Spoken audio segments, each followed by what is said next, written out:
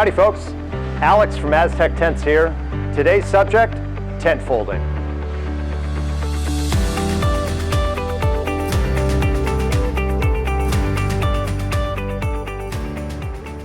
Now, before we start talking about folding tents, let's talk about setting up the space that we're going to fold our tents in. Now, out in the field, obviously you're not going to have these great conditions that we have in the shop. So most people use one of two things out in the field. They use a cotton or a polyester woven drop cloth, or they use blue polyethylene tarp material to use as a ground layer. Usually these are the two layers that you'll be folding the tents on in the field. The one thing that you'll want to make sure is that you have a nice hard surface underneath that layer to fold the tents. Inside or outside, either way, that firm layer is going to allow you to compress all the air out of the roll as you roll the tent up. So here in the shop, what we do is we use a combination of a single layer of carpet and a layer of polyethylene tarp over the top of that. Now that gives us two advantages. It allows a little bit more cushion on our knees, but also that blue polyethylene tarp allows us to easily clean the workspace because it's a waterproof material. While folding on polyethylene or on a ground cloth is one option, some choose to fold directly on a highly finished concrete floor. Now the benefit of folding on a concrete floor is that the flooring surface is very easy to keep clean, and it's also easy to keep dirt and debris off that floor while you're folding. So sometimes as tent tops get dirty, they have leaves, they have rocks, little sand pebbles in them. It's real easy to get that surface clean on a polished concrete floor, but it's a little bit harder on the knees. I want to show you just three very simple standardized folds that are used in folding tents. So the three different styles of folding would be considered centerline folding, Z folding or reefing, and what's called a 50-50 fold, sometimes referred to as the fuck fold. So with the centerline fold, you're always taking the center of the tent section and folding your pieces towards the center. Now, centerline folding is great for traditional tent tops, middles, hip ends, where you want the finished fabric when it's all folded to finish at the center of the tent. And once you've got all the sections folded together, you usually flop one over the end, fold the section in about half, and then roll the section to get all the air out.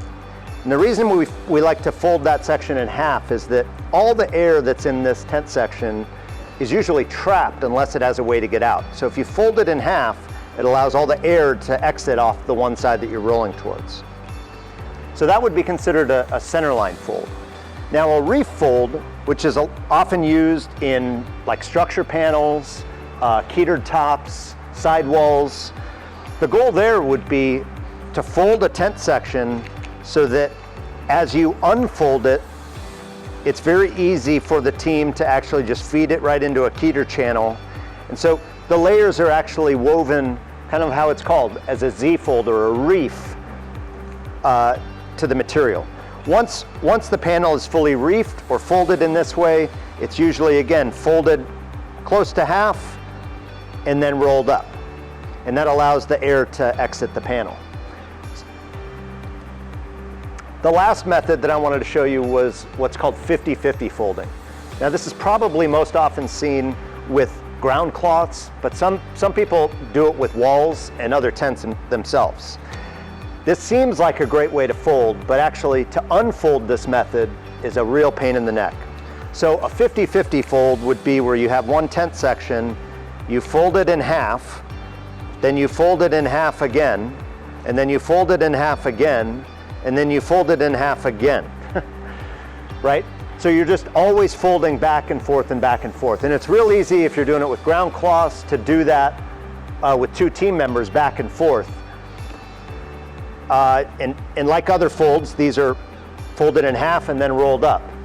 The problem with that type of folding is that when you go to unfold it, it never unfolds neatly.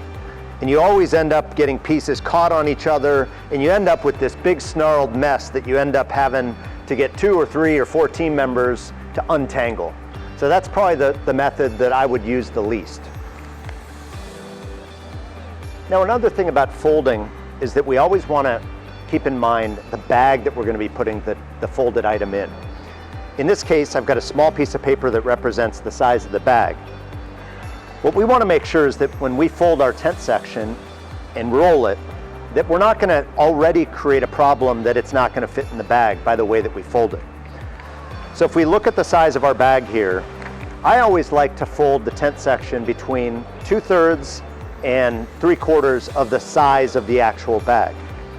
So in this case, when we're folding a frame tent section, we'll want to create a fold that's going to be well smaller than the actual length of the bag, so that as it grows, when we fold it up, it has room inside of the bag for kind of the ends of the fabric.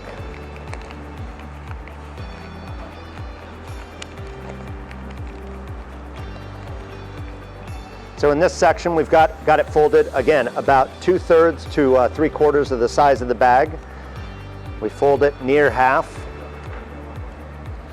And when we roll this section up, we've got a tent section that will most easily fit inside of that bag that we're going to be storing it in for transport.